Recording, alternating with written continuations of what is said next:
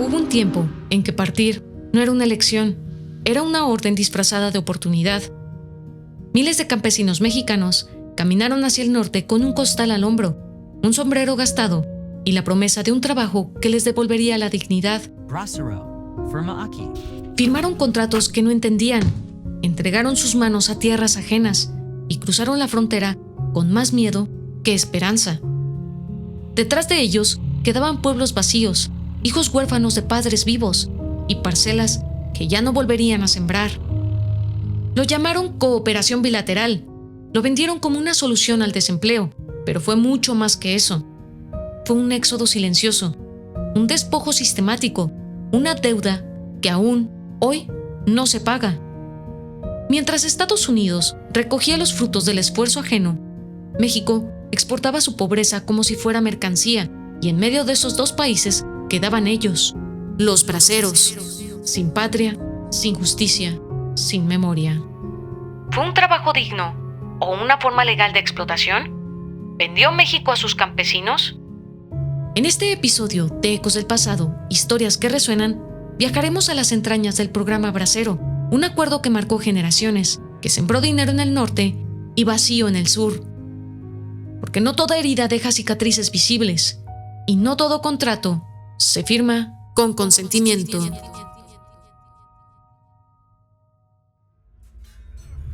¿Qué sucede cuando el pasado se niega a ser olvidado? En Ecos del Pasado, Historias que Resuenan, desenterraremos relatos que han quedado sepultados en la memoria de la humanidad. Acompáñanos en un viaje a través del tiempo, donde cada episodio te revelará un secreto, una historia que aún resuena en los ecos del ayer. ¿Estás listo para escuchar lo que la historia tiene que decir? Tierra estéril, nación en fuga. No fue una tormenta lo que vació los campos de México, fue algo más lento, más profundo. Una larga sequía sembrada por la política, regada por el abandono y cosechada con la resignación de miles de campesinos. Tras la revolución, el campo mexicano quedó herido. Las promesas de justicia social brotaron como el maíz, pero no todas crecieron. El reparto agrario impulsado por Cárdenas entre 1934 y 1940 distribuyó millones de hectáreas, pero muchas sin riego, sin herramientas, sin crédito, sin futuro. El reparto fue, en muchos casos, simbólico, una bandera para consolidar al Estado revolucionario, no una solución estructural. Los campesinos recibieron la tierra, pero no el agua, ni el precio justo, ni la garantía de que su trabajo les permitiría vivir. El gobierno, una vez comprometido el nuevo presidente a sacar adelante una política conciliatoria, terminaría por inclinarse en favor de la fórmula que relegaba el ejido y favorecía la propiedad privada y el capitalismo en el agro, cuando se configuraba ya toda una nueva concepción económica. Cita: Historia de la Revolución Mexicana, 1940 a 1952, de Blanca Torres y Luis Medina Peña. Con la llegada de Manuel Ávila Camacho, el discurso agrario comenzó a desvanecerse. Su gobierno moderado, urbano y conciliador apostó por la estabilidad, no por la justicia rural. Se mantuvo el reparto, pero fue más lento, más tibio, más contenido. Y luego, con Miguel Alemán, el campo dejó de existir para el poder. Su mirada estaba puesta en la ciudad, en el cemento, en los aeropuertos y en las zonas turísticas. El campesino ya no era un sujeto revolucionario, era una carga. La inversión pública se concentró en la infraestructura urbana e industrial. Mientras el norte del país se llenaba de maquinaria, el sur se llenaba de abandono. Miles de campesinos comenzaron a emigrar, primero a las ciudades, luego al norte, mucho antes de que existiera un programa bracero. Para muchos, el primer viaje no fue hacia Estados Unidos, fue hacia el olvido. Dejaron sus ejidos para buscar jornales en Veracruz, Monterrey o Tijuana. Luego, las noticias llegaron. Al otro lado de la frontera necesitaban manos, y esas manos estaban listas, aunque sus derechos no lo estuvieran. Pero antes de cualquier convenio formal, ya había migración. Había rutas informales, capataces, enganchadores. Había campos que sembraban en California con el sudor de hombres sin papeles, sin descanso, sin voz. Lo que después llamaron Programa Bracero no surgió de la nada, fue la respuesta organizada a un fenómeno que ya existía, una fuerza laboral desechada por su propio país y absorbida por un vecino que necesitaba producción sin ciudadanía. El proceso, sin embargo, comunicaba no solo los objetivos del Estado mexicano para el programa, sino también el valor que los estados mexicano y estadounidenses otorgaban a los migrantes aspirantes. Para los mexicanos, ese migrante era un actor nacional, mientras que para los funcionarios estadounidenses era un jornalero temporal. Cita: Braceros, Migrant Workers in the United States, de Deborah Cohen. El campo mexicano no se quedó vacío por accidente, fue una consecuencia lógica de un modelo económico que apostó por el crecimiento sin mirar a quién dejaba atrás. ¿La modernización llegó? Sí, pero no en surcos ni parcelas. Llegó en forma de carreteras que no llevaban a los ejidos, de universidades que no aceptaban a campesinos, de contratos firmados en otros idiomas. Y mientras los discursos celebraban la industrialización, la tierra se volvía polvo y el campesino, emigrante. El Pacto del Surco, Braceros y la guerra. En 1942, el mundo estaba en guerra.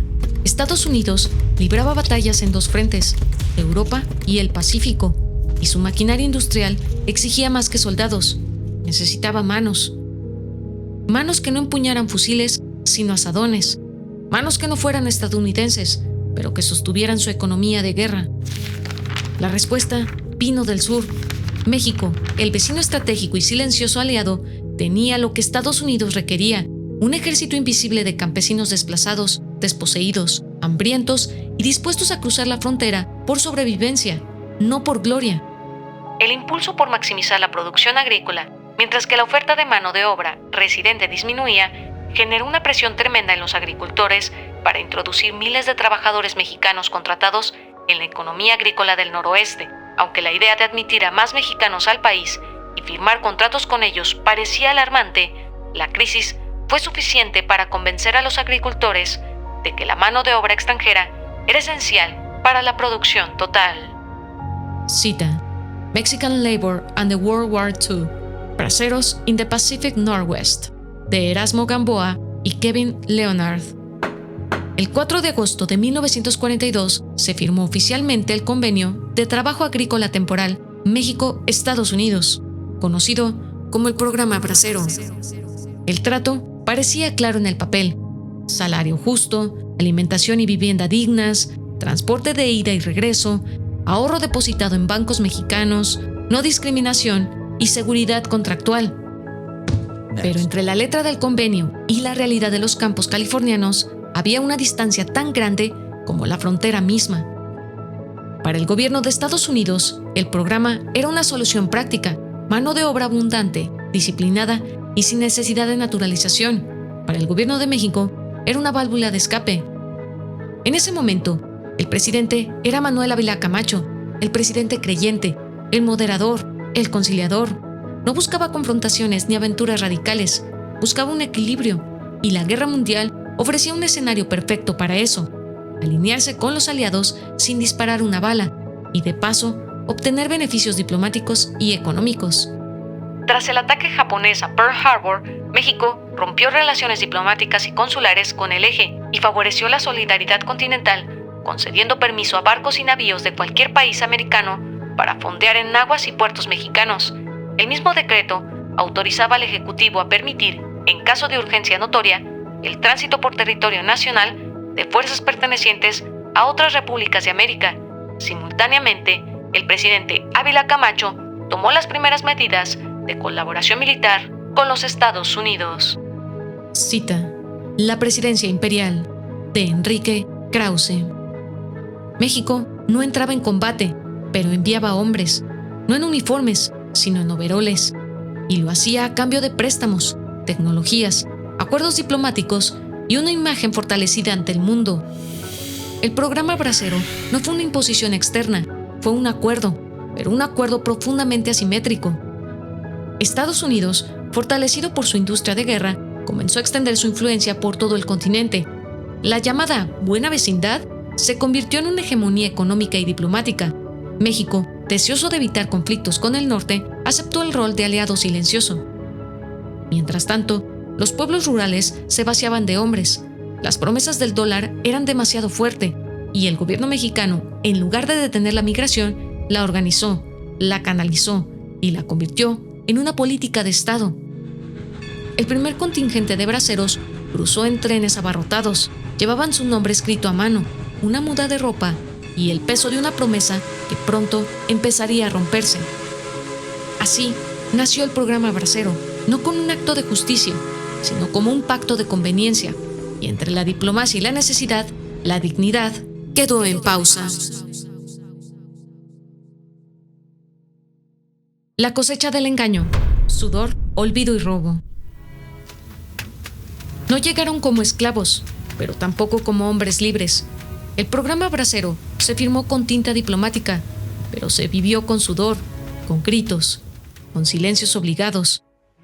Miles de campesinos cruzaron la frontera con un contrato en la mano y una promesa en el corazón, pero lo que encontraron fue otra cosa. Un idioma que no entendían, reglas que cambiaban a conveniencia y un trato que los reducía a herramientas. Los empleadores estadounidenses no los veían como aliados, los veían como una fuerza de trabajo descartable. Para muchos, eran poco más que números, y en algunos casos, ni siquiera eso. Quizá peor que ser retenidos bajo el control de sus empleadores, los braceros fueron víctimas de injusticias terribles derivadas de instalaciones inadecuadas en los campamentos, funcionarios negligentes e incluso racismo. Cita: Mexican Labor and the World War II, Braceros in the Pacific Northwest, de Erasmo Gamboa y Kevin Leonard. En teoría, el contrato los protegía. En la práctica, se aplicaba al gusto del patrón. Muchos braceros fueron asignados a tareas distintas a las firmadas. Se les prometió vivienda digna, pero durmieron en galpones infestados. Se les prometió comida, pero pagaban por ella con su propio salario. En los peores casos, fueron víctimas de abusos físicos, maltratos verbales y una discriminación sistemática que los colocaba en un escalón debajo de cualquier trabajador blanco, incluso debajo de los afroamericanos, en una época donde la segregación aún era una ley en varios estados. Algunos campos dividían los comedores, otros los baños, y en más de uno, los trabajadores mexicanos tenían que pedir permiso para comprar en las tiendas del lugar, o simplemente no se les permitía entrar. Sus contratos prohibían la discriminación racial, pero esta ocurría porque los empleadores negaban que el acuerdo se aplicara a ellos. Cita: Mexican Labor and the World War II, Braceros in the Pacific Northwest, de Erasmo Gamboa y Kevin Leonard. Pero quizás el golpe más perverso fue otro: el fondo de ahorro retenido. Según los acuerdos binacionales, a cada bracero se le descontaba un porcentaje de su salario, entre el 10 y el 15%, para ser depositados en bancos mexicanos a su regreso. Se decía que ese dinero era una garantía, un colchón para cuando regresaran a casa. Pero ese dinero nunca llegó, ni en 1945, ni en 1964, ni en los años siguientes. Millones de dólares quedaron atrapados en una red de opacidad financiera, negligencia institucional y complicidad binacional.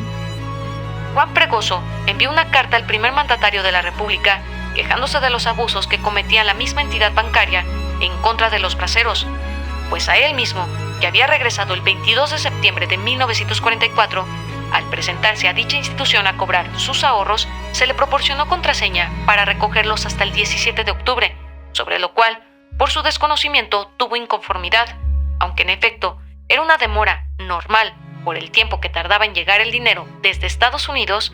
Para colmo, sentenció el bracero que al tratar de ver al gerente, el gendarme que prestaba servicios en el lugar, le ofreció comprar su contraseña con un descuento de un 20%. Cita: Historia de un ahorro sin retorno, de Abel Astorga Morales. Durante décadas, ni México ni Estados Unidos ofrecieron respuesta clara. Los registros desaparecieron, los bancos se fusionaron o cerraron, y el Estado mexicano guardó silencio. Se trató literalmente del robo institucionalizado del salario de miles de hombres que habían servido a dos naciones sin ser reconocidos por ninguna. Y cuando algunos exigían justicia, se toparon con archivos perdidos, indiferencia diplomática y un muro aún más inquebrantable que el de concreto: el olvido.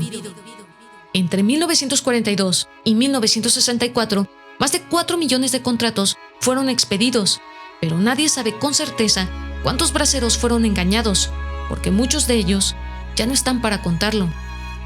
El olvido, entendido como la pérdida o debilidad notable de la memoria y como el momento en el cual el individuo es incapaz de conservar o recuperar información almacenada con anterioridad, se hizo presente en este caso en perjuicio de los trabajadores migratorios. Cita: Historia de un ahorro sin retorno, de Abel Astorga Morales. Las condiciones laborales, el maltrato, el racismo, los engaños financieros, todo fue parte de una estructura que disfrazó la explotación con el lenguaje diplomático. El programa Bracero prometía progreso, pero fue para miles una jaula de acero forrada con banderas. Así se cosechó el engaño, no en los campos donde se levantaban toneladas de algodón o jitomate, sino en los escritorios donde se decidía el destino de hombres que no conocían sus derechos, pero sí sabían lo que era trabajar hasta sangrar. Remesas y ruina, el otro precio del bracero. Cuando los hombres se fueron, algo más se fue con ellos. No solo abandonaron parcelas, dejaron atrás familias, comunidades enteras, una red de vínculos y oficios que sostenía la vida rural desde generaciones. Lo que comenzó como un acuerdo bilateral entre gobiernos se convirtió en una reconfiguración silenciosa del país. Las remesas, que comenzaron a llegar desde el norte, fueron bienvenidas. Ingresaban dólares en un país surgido de divisas, se transformaban en ingresos fiscales, ahorro familiar, consumo local. Y para el Estado mexicano representaba algo más, una válvula de escape. Las remesas de braceros y el turismo eran dos fuentes de divisas abiertas para México, pero su monto igualmente dependía en buena medida de la evolución de la economía de Estados Unidos y, en el primer caso, de los acuerdos a los que se llegaran con sus gobernantes. Cita: Historia de la Revolución Mexicana, 1940 a 1952, de Blanca Torres y Luis Medina Peña. El Estado mexicano lo supo, lo entendió desde el principio. No podía ofrecer empleo rural digno, no podía sostener los ejidos ni dar crédito suficiente. Así que hizo algo más cómodo, permitió que se fueran y luego celebró sus remesas como si fueran un triunfo económico, en lugar de un síntoma de fracaso estructural. Los dólares comenzaron a llegar desde California, Texas, Illinois. Cada semana, cada mes, un pequeño alivio caía en la cuenta del banco o en la caja postal del pueblo. Las mujeres se quedaron y se hicieron cargo. Cultivaron las tierras que aún podían sembrarse.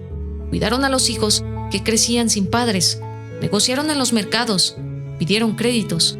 Aprendieron a sostener sin romperse. El programa Bracero transformó al país desde adentro. No solo canalizó hombres hacia el norte, desmanteló estructuras rurales, disolvió redes comunales, transformó dinámicas familiares y sembró un nuevo modelo social donde la migración era vista ya no como excepción, sino como un destino natural. Pueblos enteros comenzaron a vaciarse. Las fiestas patronales se hicieron cada vez más cortas. Las escuelas rurales cerraron por falta de niños. Las cooperativas ejidales dejaron de funcionar. Los campos dejaron de sembrarse porque ya nadie los habitaba. ¿Y cómo era la vida de la esposa de un bracero? Que el compañero se iba a trabajar al otro lado. Pues muy triste, oiga, porque pues solo podía venir. Él duraba hasta 15 días sin venir y sin mandarnos dinero. Así es que yo la sufrí mucho por ese lado. Ramón Alvarado, viuda de José Manuel Guerra, exbracero de 1942. Cita: Memorias de Braceros, Olvido y Abandono en el Norte de México, de Luis Alfonso Herrera Robles. México se sostuvo gracias a quienes partieron, pero sobrevivió por quienes resistieron. Y aunque las estadísticas hablan de crecimiento económico y en los informes del Banco de México celebran las divisas extranjeras, lo cierto es que el país también perdió algo en el proceso. Perdió su tejido rural, perdió sus familias enteras, perdió generaciones de hijos que crecieron con padres ausentes y ganó en su lugar una dependencia peligrosa, la migración como una política no dicha, el abandono como decisión de Estado. Así fue como las remesas ayudaron a construir casas, pero también a sepultar un modelo de nación que ya no volvería. Ni de aquí, ni de allá. Los efectos del programa. Cruzaron la frontera con la esperanza de volver, pero cuando lo hicieron, algo ya había cambiado.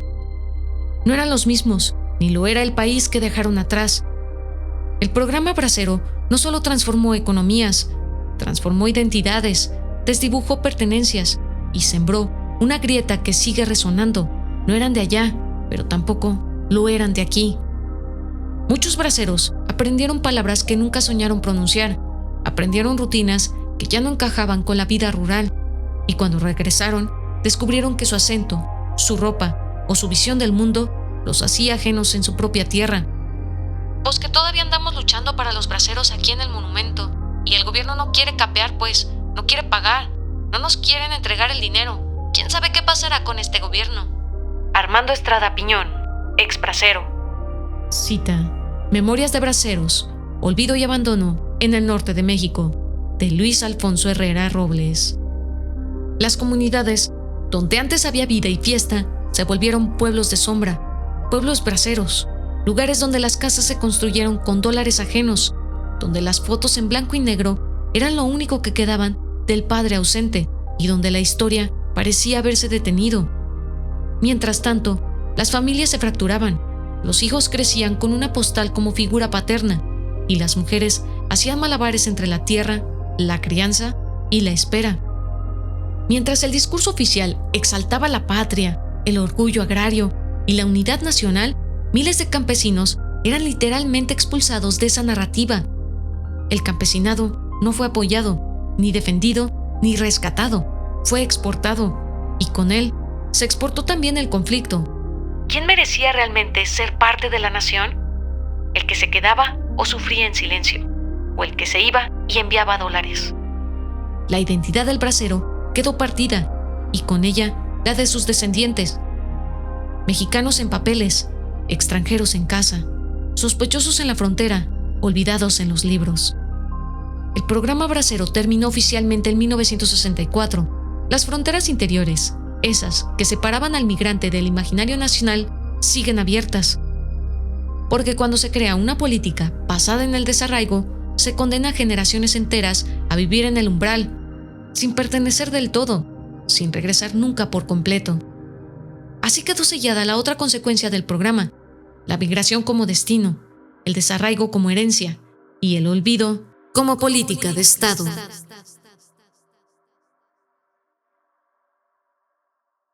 Braceros sin justicia, entre archivos y abandono. El programa Bracero terminó hace más de medio siglo, pero para miles de familias mexicanas, la historia sigue inconclusa. Porque más allá de las memorias, quedó una deuda real, con nombre, con fecha, con número de contrato, una deuda que, hasta hoy, ningún gobierno ha querido saldar.